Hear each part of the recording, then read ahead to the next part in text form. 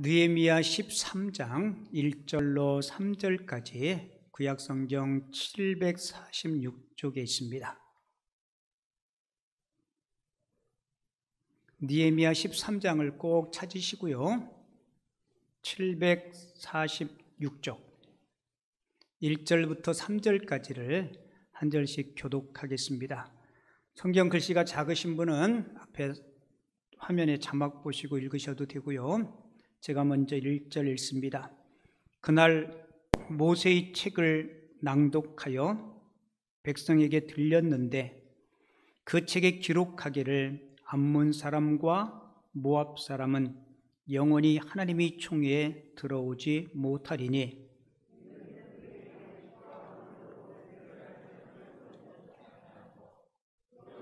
내게 뇌물을 주어 저주하게 하였음이라. 그러나 우리 하나님이 그 저주를 돌이켜 복이 되게 하셨다 하였는지라. 3절 말씀 같이 읽죠. 백성이 이 율법을 듣고 곧 섞인 무리를 이스라엘 가운데에서 모두 분리하였느니라. 아멘. 오늘 읽은 본문 말씀을 가지고 행복의 비결이라는 제목으로 하나님께서 주시는 은혜를 함께 나누도록 하겠습니다. 여러분은 행복하신가요? 아직 마음에 충만한 행복이 없다면 오늘 이 행복의 비결, 성경을 통해서 우리에게 들려주시는 말씀을 여러분 마음판에 새기고 지금보다 더 나은 행복을 여러분들이 남은 생애 가운데 누릴 수 있는 하나님의 사람들이 꼭 되시기 바랍니다. 한 소녀가 산길을 걷다가 이 나비 한 마리가 거미줄에 걸려가지고 발버둥 치는 모습을 보게 됩니다. 이 소녀가 그 나비가 너무 불쌍하게 느껴지는 거예요. 그래서 가시덤불을 헤치고 들어가서 거미줄에서 나비를 띄워줍니다. 이 나비가 춤을 추듯이 훨훨 날아가요. 그런데 이 소녀가 가시덤불을 헤치고 들어가다 보니까 이 팔과 다리가 긁혀가지고 붉은 피가 흘리고 있는 거예요. 그런데 멀리 날아간 줄 알았던 그 나비가 다시 소녀에게 돌아왔는데 순식간에 그 나비가 천사로 변하는 거예요. 그리고는 그 나비 천사가 그 소녀에게 자기를 구해주는 애가 감사해서 소녀의 소원 한 가지를 들어줄 테니까 이야기하라고 이야기합니다. 이 소녀가 가만히 내 소원을 생각하다가 그 나비 천사에게 소원을 이렇게 이야기해요. 이 세상에서 가장 행복한 사람이 되게 해주세요. 그 소원을 듣고 그 천사가 그 소녀의 귀에 귓속말로 뭐라고 소근소근하고는 사라져버립니다. 이 소녀가 성장해서 아가씨가 되고 또 결혼을 해서 주부가 되고 나이가 먹어서 할머니가 되고 한평생 정말 너무너무 행복한 삶을 살아요. 늘 그녀 곁에는 좋은 사람들이 있었고 그리고 행복하게 사는 그 할머니, 그 여인을 사람들이 부러워했고 또 존경을 받았습니다.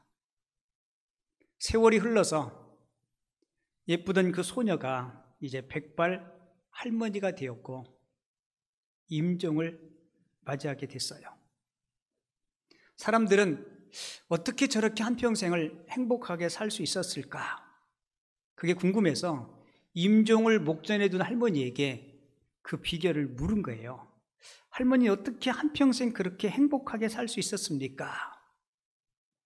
그 비밀을 좀 우리들에게 가르쳐 주세요.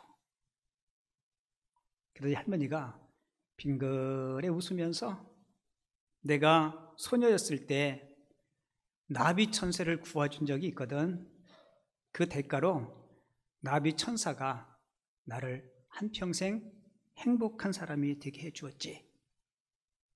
그때 그 천사가 내게 다가와서는 나를 한평생 행복한 사람이 되게 해주세요 소원을 이야기했더니 그 나비 천사가 내게 다가와서 귓속말로 이렇게 속삭여 주었어. 나를 구해 주어서 고마워요. 지금 나를 구해 준 것처럼 어려운 사람들을 만나면 꼭 도와주세요. 그럴 때마다 행복의 에너지를 많이 보내드릴게요. 그러면 평생 행복하게 살 거예요. 천사로부터 그 이야기를 듣고 그때부터 나는 열심히 남을 도우면서 베푸는 삶을 살았더니 내 평생이 행복하더라고. 그렇게 할머니가 마지막 이야기를 하고 생을 마감했어요. 여러분, 사람은 누구나 다 행복하고 싶어 하고 행복을 갈망합니다. 우리가 믿는 하나님도 저와 여러분들이 행복하기를 원하세요. 아멘이십니까? 우리 하나님도 하나님이 자녀된 저와 여러분들이 행복하기를 원하십니다. 그래서 하나님께서 우리 인생들에게 행복을 위해서 주신 귀한 선물이 있어요. 그게 바로 성경입니다. 성경은 인생 행복의 가이드북이에요. 같이 한번 읽어볼까요? 성경은 인생 행복의 가이드북이다. 그러니까 인생 행복의 설명서가 하나님의 말씀이에요. 자, 보세요. 인생의 모든 불행은 하나님께서 우리들에게 주신 행복의 가이드북, 인생의 사용 설명서인 하나님의 말씀에서 벗어나면 그때부터 인생은 불행해지고 고통과 곤고와 곰핍이 다가오게 되어 있어요. 여러분, 아담과 하와를 보세요. 하나님의 말씀에서 행복의 가이드북인 하나님의 말씀을 벗어날 때 인생의 고통들이 다가오지 않습니까? 오늘 저는 여러분들과 함께 이 행복의 비결, 오늘 성경이 우리에게 제시하는 행복의 비결을 세 가지만 같이 생각해 보려고 하는데요. 우리 같이 한번 복창해 볼게요. 행복의 비결, 행복의 비결. 오늘 본문이 느헤미야잖아요, 그죠? 느헤미야는 12년 동안 이스라엘의 총독으로 무너진 예루살렘 성을 아주 말끔하게 준수합니다. 그리고 성벽 중건이 끝난 뒤에 이스라엘 백성들은 영적으로 부흥하고요. 그리고 도덕적으로 회복되고 정치적인 안정을 누리게 돼요. 그리고 느헤미야는 성전 건축을, 이 성 건축을 마친 뒤에 다시 바벨론으로 돌아가게 됩니다. 근데 이 느헤미야가 바벨론에 돌아가서 1년도 채 안 되는 짧은 기간 동안에 느헤미야가 없는 기간에 이스라엘 백성들이 마음이 하나님을 조금씩 떠나기 시작하고 세속에 빠져들기 시작해요.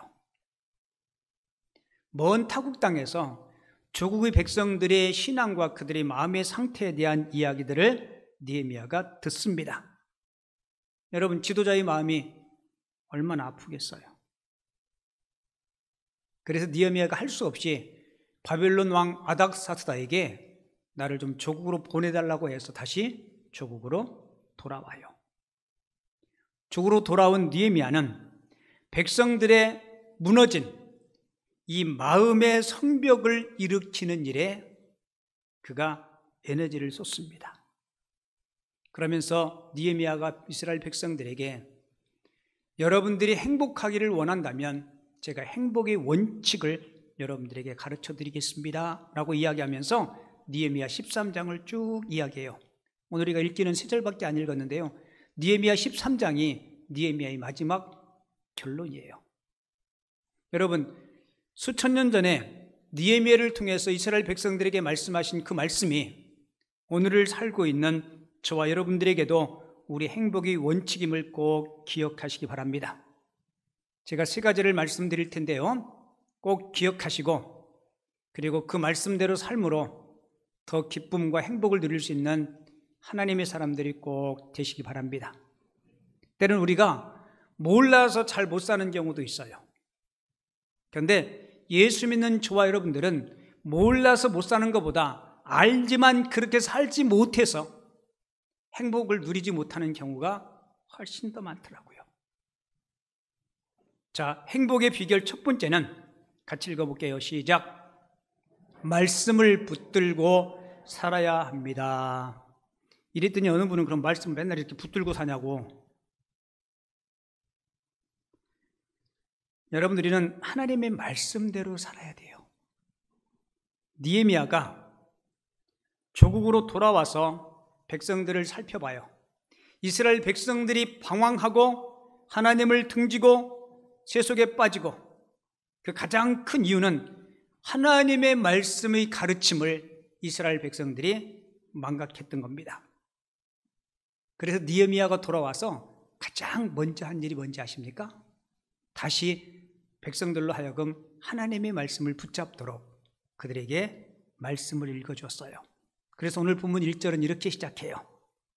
그날에 모세의 책을 낭독하여 백성들에게 들렸는데 라고 기록하고 있죠. 그리고 3절을 보십시오. 백성이 이 율법을 뭐 했다 그래요? 듣고 라고 기록하고 있죠. 그러니까 느헤미야는 백성들이 하나님의 말씀을 붙잡고 그 말씀에 붙들린 삶을 살 때 행복이 회복된다는 사실을 깨닫고 그들에게 하나님의 말씀을 가르친 거예요. 여러분, 참된 행복이 어디 있나요? 참된 행복은 하나님의 말씀을 붙드는데 그리고 그 말씀 안에 거하는데 참된 기쁨과 행복이 있음을 꼭 기억하시기 바랍니다. 세상 살면서 여러분 돈도 필요해요. 명예도 인기도 권력도 필요합니다. 하지만 너무 지나치게 물질이 노예, 물질의 종이 되지 말기를 바랍니다. 하나 여쭤볼게요. 여러분 돈 왜 벌어요? 저한테 한번 물어보세요. 시작. 예. 목사님은 돈을 왜 버세요? 제가 뭐해서 돈 버나? 저는 누가 물어보면 이렇게 대답해요. 쓰려고요. 여러분 돈 왜 벌어요? 쓰려고 버시죠, 그죠? 누가 물어보면 이렇게 대답하세요. 앞으로는 잘 쓰려고요. 맞아요, 안 맞아요? 여러분 돈 쌓아놓으려고 벌지 않잖아요. 물론 미래를 위해서 저축도 하고 준비도 해야 되지만 우리 쓰려고 버는 거예요. 그런데 예수 믿는 저와 여러분들은 잘 써야 돼요. 그런데 너무 지나치게 돈의 노예가 안 됐으면 좋겠습니다. 그리고 너무 지나치게 명예를 붙들려고 하지 마시고요. 너무 지나치게 인기에 붙들려서 살려고 하지 마십시오. 저도 여러분들도 하나님의 말씀에 붙들려 살 수 있는 하나님의 사람들 되시면 그 안에서 참된 행복과 기쁨을 누릴 줄을 믿습니다. 제가 예배 시작하면서 여러분들에게 묵상하면서 묵도하면서 읽어드린 말씀이 뭔지 기억하세요? 시편 1편이었어요. 시편 1편에 보면 복 있는 사람, 누가 복 있는 장가를 이렇게 하게요. 시편 1편 1절에 보면 복 있는 사람은 원래 히브리어 원어의 뜻은 행복한 사람은 이라는 의미입니다. 행복한 사람은 악인들의 꾀를 따르지 아니하며 죄인들의 길에 서지 아니하며 오만한 자의 자리에 앉지 아니하고. 자, 그 다음을 보세요. 오직 여호와의 율법을 즐거워하여 그 율법을 주야로 묵상하는도다. 여러분, 성경이 말하는 행복한 사람은 누구예요? 하나님의 말씀을 즐거워하고 그 말씀을 주야로 묵상하는 자. 그러니까 하나님의 말씀대로 사는 자, 하나님의 말씀 안에 거하는 자가 복 있는 자요, 행복한 자라고 말씀하고 있습니다. 자, 그러면 그런 사람들에게 하나님은 무엇을 약속해요? 3절 볼까요? 그가 누구예요? 여호와 율법을 즐거워하고 그 말씀 안에 거하는 자, 그는 행복한 자, 복 있는 자는 시냇가에 심은 나무가 철을 따라 열매를 맺으며, 같이 읽어요. 시작. 그 잎사귀가 마르지 아니함 같으니 그가 하는 모든 일이 다 형통하리로다. 할렐루야. 여러분들 3절에서 제일 마음에 드는 그 성경 구절이 뭐예요? 아마 여길 거예요. 하는 모든 일이 다 형통하리로다. 누구에게 저런 복을 주세요? 여호와의 율법, 하나님의 말씀을 즐거워하고 그 말씀을 주야로 묵상하는 자. 묵상이 뭐예요? 골똘히 생각한다는 의미도 있지만 그 말씀대로 살아가는 자. 그런 자에게 철을 따라 열매를 주시고 푸르고 푸른 복된 인생을 살 수 있도록 주께서 축복해 주실 줄을 믿습니다. 그래서 우리가 행복을 지키는 그 비밀은 하나님의 말씀 안에 거해야 돼요. 그리고 그 말씀에 붙들린 삶을 삶으로 저와 여러분들의 삶에 기쁨과 행복이 넘치시기를 바랍니다. 그리고 두 번째, 행복의 비결은 구별된 인생을 살아가셔야 돼요. 오늘 본문에서 느헤미야가 하나님의 말씀을 붙들고 살아라 라는 말씀을 하고, 또 두 번째로는 이스라엘 백성들에게 두 번째 요구한 것은 본문 3절에 기록되어 있는데요. 자, 같이 볼게요. 백성이 이 율법을 듣고 곧 섞인 무리를 이스라엘 가운데서 모두 분리하였느니라 라고 이야기하고 있죠. 여기서 섞인 무리를 이스라엘과 분리했다. 섞인 무리는 1절에 기록되어 있는 모압과 암몬 족속을 이야기해요. 여러분, 섞인 무리를 이스라엘 가운데서 분리했다. 암몬과 족속 그리고 모압 족속을 분리했다는 말은 인종적인 편견 때문에 그들과 헤어졌다, 그들과 결별했다라는 의미가 아닙니다. 왜 느헤미야가 이스라엘 백성들에게 섞인 무리와 결별하라, 이 말은 세상의 나쁜 영향을 염두에서, 세상의 나쁜 영향 때문에 그들과 구별된 삶을 살라고 말한 거예요. 여러분, 우리가 예수 믿고 구원받은 우리를 걸어서 성도라 그래요. 성도. 구별된 무리라는 뜻이죠.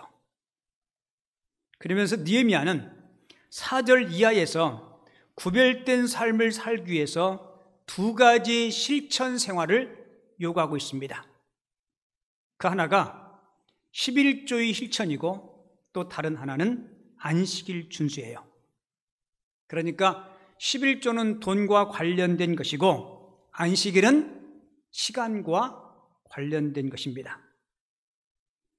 저도 여러분들도 하나님께서 자기 백성들에게 무엇보다도 이 돈 관리와 시간 관리가 하나님을 모르는 세상 사람들과는 구별된 삶을 살기를 우리들에게 요구하고 있는 거예요. 우리가 물질의 관리와 시간의 관리를 잘하면 세상의 어떤 영역에서도 우리가 승리할 줄을 믿습니다. 자, 먼저 이 돈 관리에 대해서 한번 생각해 볼게요. 교회에 오시면 우리 성도님들 중에 11조를 하시는 분들이 계셔요. 자, 이 11조의 정신이 뭘까요? 11조의 참된 의미는 내가 누리는 모든 것이 하나님의 것입니다 라고 인정하는 신앙의 행위예요. 그러면 10의 9는 누구 건가요? 10의 9도 하나님 거예요. 우리가 누리는 모든 것이 하나님의 것인데 내가 그 중에 일부를 하나님 앞에 돌려드리는 것은 내가 누리는 모든 것이 하나님의 것임을 내가 인정하는 겁니다.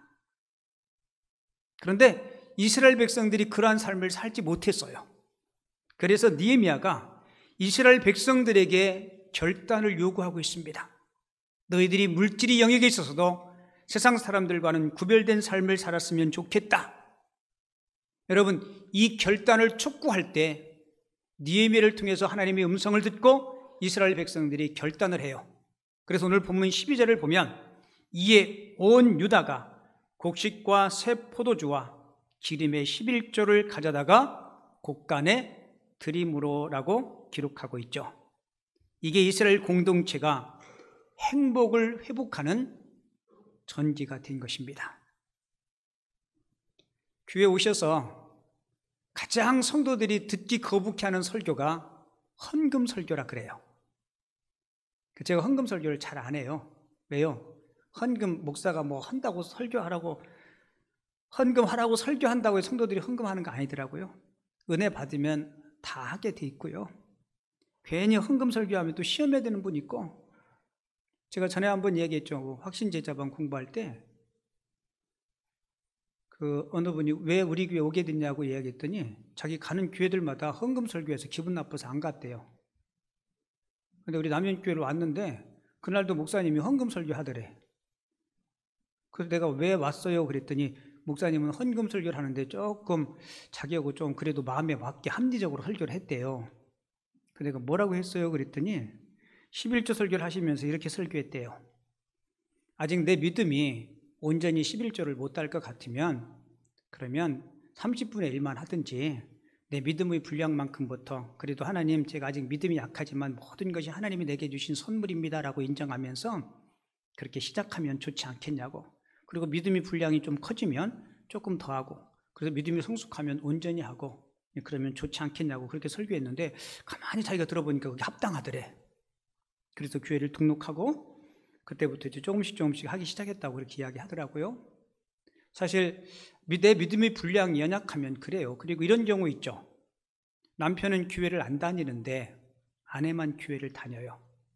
근데 남편 모르게 11조를 하는데 남편과 그것 때문에 불화가 생긴다면 여러분 11조 안 하셔야 돼요. 그것 때문에 이혼하고 가정이 파탄되면 안 되잖아요. 그죠? 그런 경우는 하지 마시고 그냥 자기가 할 수 있는 생활비 일부에서 조금 이렇게 헌금해도 되고요. 여러분 지혜롭게 잘해야 돼요. 그리고 남편을 위해서 기도하고 우리 남편도 하나님 믿음 주셔서 온전히 하나님을 하나님으로 인정할 수 있는 그런 믿음을 달라고. 여러분 그렇게 기도해야지. 어떤 분은 그렇다고 저 마귀 새끼가 자꾸 막 그냥 하나님의 일에 반대한다고. 마귀 새끼 아니에요. 내가 사랑하는 남편이에요. 맞아요, 안 맞아요? 여러분 그렇게 하면은 하나님이 기뻐하지 않으세요. 저도 여러분들도 마찬가지예요. 우리가 신앙생활 하면서 가장 큰 두 기둥이 뭐냐면 물질의 영역에 있어서 하나님을 인정해 드리는 것, 그리고 시간의 영역에 있어서도 내가 드리는 모든 시간이 다 하나님의 선물이다. 여러분 인정해요, 안 해요? 여러분들의 생명, 여러분들의 목숨 남은 시간 하나님이 선물로 주셔야 그게 내 것이 될 수 있는 거예요. 신앙생활의 가장 큰 두 기둥이 이거예요. 그러니까 느헤미야가 돌아와서 그 얘기하는 거예요. 그리고 또 하나가 뭐예요? 시간에 관해서, 안식일 준수에 관해서 이야기해요. 여러분 일주일이 7일이죠. 7일. 일주일이 7일이에요. 일주일의 가장 첫날이 무슨 날이에요? 무슨 요일이에요? 주일이에요. 주일. 일, 월, 화, 수 이렇게 나가잖아요. 자 보세요.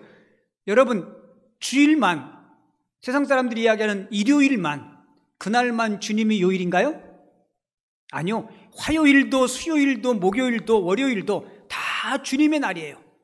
그런데 일주일의 7일 중에 우리가 단 하루, 그것도 1시간 하나님 앞에 예배드리는 이유가 뭐예요? 나의 모든 시간이 하나님의 것입니다 라는 사실을 내가 인정하는 거예요. 그러면 주일뿐만 아니라 나머지 6일 동안도 하나님께서 여러분들에게 주신 시간들을 보람있고 값지게 잘 사용할 줄을 믿습니다. 본문 17절 보세요. 너희가 어찌 이 악을 행하여 안식일을 범하느냐라고 느헤미야가 이스라엘 백성들을 꾸중해요. 여러분 그리스도인의 참된 행복은 세상과 동화되는 데 있지 않아요.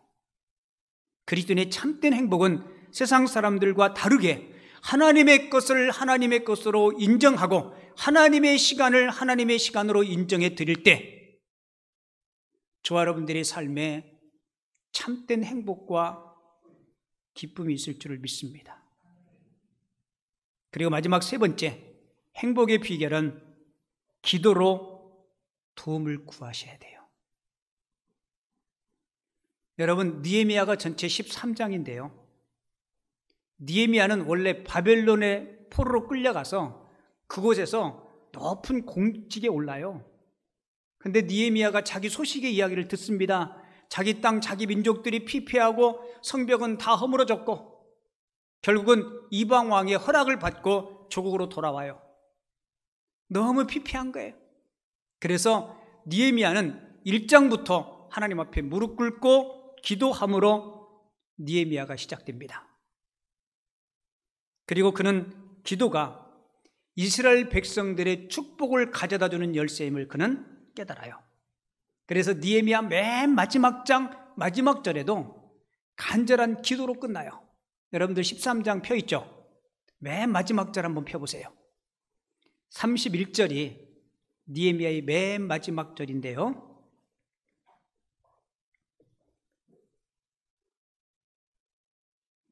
(31절) 뒷부분만 제가 읽을게요. 31절 하반절, 나를 기억하사 뭐라고 얘기해요? 복을 주옵소서.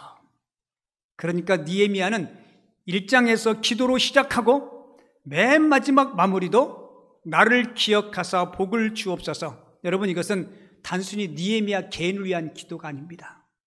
하나님, 나를 기억하사 나의 기도를 들으시고 이 민족에게 하나님 참된 복을 달라고. 이제 고개 들고 저 보실래요? 13장에 이와 똑같은 기도가 계속 반복돼요.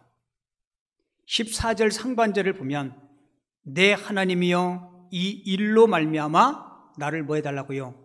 기억하옵소서. 22절 하반절에도 내 하나님이여 나를 위하여 이 일도 기억하시옵고 29절에도 보면 내 하나님이여 그들을 뭐라고요? 기억하옵소서. 그러니까 느헤미야는 기도의 사람이에요. 그래서 기도는 영혼의 호흡이라 그러죠. 여러분, 한 달 전 왕년에 여러분들이 성령 충만할 때, 은혜 받을 때 여러분 그때의 기도가 오늘의 나를 지켜주지 못해요. 그래서 우리 예수님께서 우리에게 가르쳐 주신 주기도문에 보면 오늘 우리에게 일용할 양식을 주시옵고라고 기도를 가르쳐 주죠. 그러니까 지금과 오늘의 행복을 위해서 오늘도 기도의 도움을 구할 수 있는 하나님의 사람들이 꼭 되시기 바랍니다.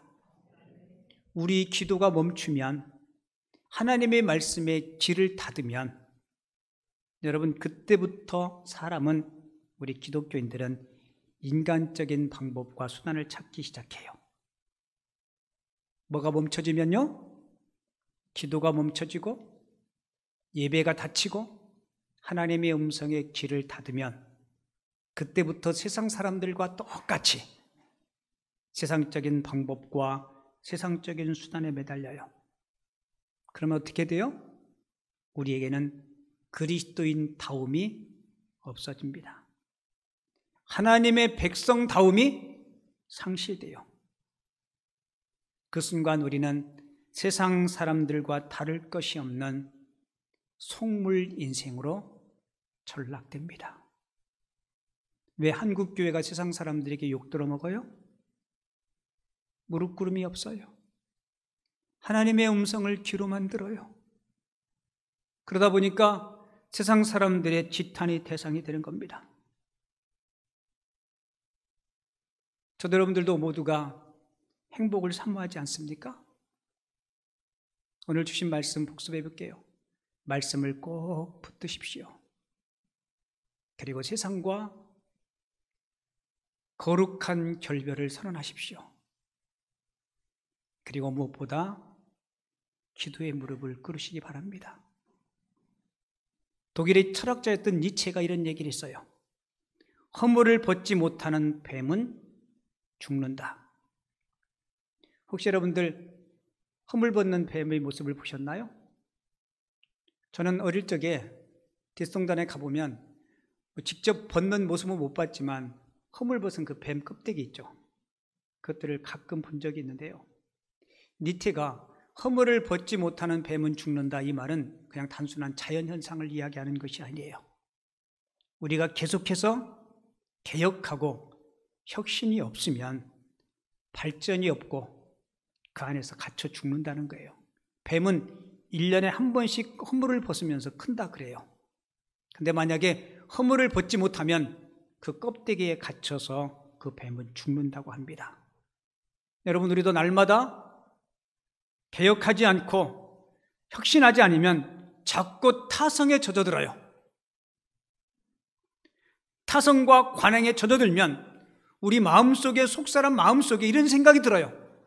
남들도 다 그렇게 하는데. 그러다 보면 우리 거룩성이 무너져요. 뱀이 1년에 한 번씩 정기적으로 허물을 벗듯이 저와 여러분들도 벗어야 될 것들 벗고 추구할 것들 추구하는 하나님의 사람들 꼭 되시기 바랍니다. 이야기 하나 해드리고 말씀 마칠게요.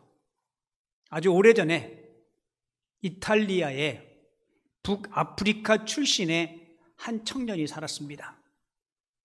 이 청년은 어릴 적에 교회를 잘 다니고 신앙생활을 잘했어요. 근데 청년이 되면서 기독교 신앙을 버리고 이단에 빠지고 방탕한 생활에 빠져들기 시작합니다. 점점 시간이 지날수록 자기 마음 한켠에 있는 그 공허함, 이거를 채울 수가 없는 거예요. 내면이 행복하지 않았습니다. 시간이 지나면 지날수록 그 마음의 내적인 공허함이 너무너무 커서 괴로워하는데 어느 날 창밖에서 아이들이 소리가 들려와요. 책을 펴서 읽어보아라. 책을 펴서 읽어보아라. 그 소리를 듣고 갑자기 이 청년이 책상 한 구석에 처박혀 있는 먼지가 뽀얗게 쌓여있는 성경책에 시선이 고정됩니다. 그리고는 그 성경책을 탁 잡고 착 폈어요. 그가 핀 성경이 로마서 13장 12절이에요. 밤이 깊고 낮이 가까웠으니 그러므로 우리가 어둠의 일을 벗고 빛의 갑옷을 입자. 낮에와 같이 단정히 행하고 방탕하거나 술 취하지 말라. 술 취하지 말며 음란하거나 호색하지 말며 다투거나 시기하지 말고. 같이 읽어볼게요. 오직 주 예수 그리스도로 옷 입고 정욕을 위하여 육신의 일을 도모하지 말라. 여러분, 이 청년이 이 말씀을 읽고 그 자리에서 무릎을 꿇었습니다. 그리고 두 뺨에 눈물이 주르륵 흘러내리기 시작해요. 그 순간 그는 세상의 어둠과 결별하기로 약속을 합니다. 얼마 동안의 기도를 하고 일어난 그는 그 옛사람이 아니었어요. 그가 바로 기독교 역사에 가장 위대한 거룩한 영향을 끼친 성 어거스틴입니다. 자, 여러분 잘 들으세요. 성 어거스틴이 이때 회심을 하고 단 이례적인 회심이 그를 성자를 만들었느냐? 아니요. 그의 참여력을 읽어보면 그가 회심을 한 이후에도 날마다 수많은 세상의 유혹 앞에 그는 그때마다 무릎 꿇었다는 거예요. 하나님, 저는 약합니다. 하나님이 붙잡아주지 아니하시면 넘어질 수밖에 없습니다. 여러분, 우리와 똑같잖아요. 우리 성령 충만하고 은혜 받을 때는 세상의 어떤 유혹에서 당당한데 세상을 살다 보면 또 다른 유혹들이 민물처럼 밀려올 때가 있어요. 어거스틴이 이 말씀을 읽고 무릎 꿇고 세 가지를 결단했다고 합니다. 첫째, 그는 거룩한 말씀을 붙들고 살겠다고 결단을 해요. 그리고 둘째는 그는 세상과 구별된 삶을 살겠다고 결단합니다. 그리고 셋째는 기도의 무릎을 꿇기로 결단을 해요. 그 순간 그의 영적인 목마름이 채워지고 하나님께서 주시는 놀라운 평안과 행복이 그의 마음 가운데 가득했다는 겁니다. 사랑하는 성도 여러분, 우리 하나님도 그렇고 저도 우리 모든 성도님들이 행복했으면 좋겠어요.